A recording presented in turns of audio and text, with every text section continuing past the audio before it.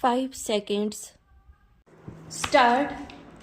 Further, the learned counsel appearing for the respondent, that is Omega Solutions, submitted that after the order passed by the tribunal, the order of the company law board got clarified through the order of the tribunal stop. At no point of time in the past, the appellants had sought for extension of time to honor their commitment of repaying the invested money with interest stop.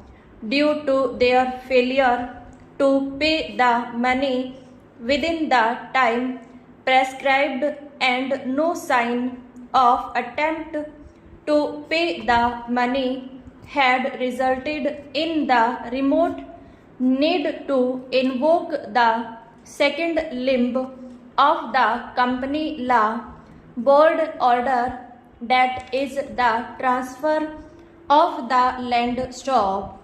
The declaration of title and vesting of the property is the natural consequence to the decree and not beyond or behind the decree stop.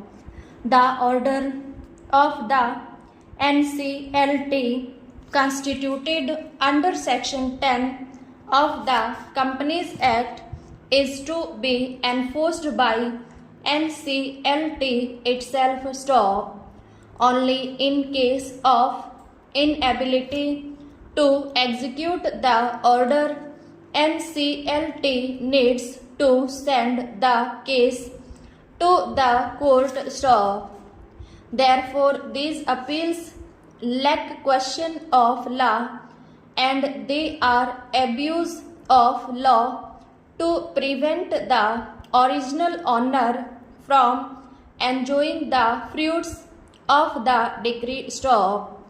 In exercise of its powers and the discharge of its functions, Company Law Board has to be guided by principle of natural justice and shall act in its discretion stop. It also has power to regulate its own procedure stop. Section 634 empowers Company Law Board to execute its own order stop. It enables Company Law Board to send execution petition to a court in case of its inability to execute such order stop. It is left to the discretion of Company Law Board that whether it has the ability to execute or not stop. So, application of Civil Procedure Code in general or order in particular case under Companies Act 1956 can be executed by the National Company Law Tribunal.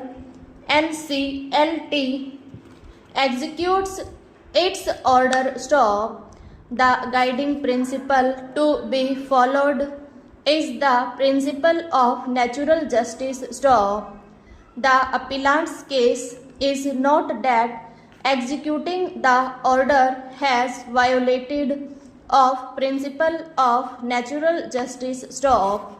The appellant's submissions proceed on a fundamentally erroneous basis that the scope of this tribunal's jurisdiction under Section 10 is not limited to adjudication of questions of law arising out of the order, but also extends to questions of facts in certain circumstances stop. This is a misreading of the judgments of the Supreme Court stop.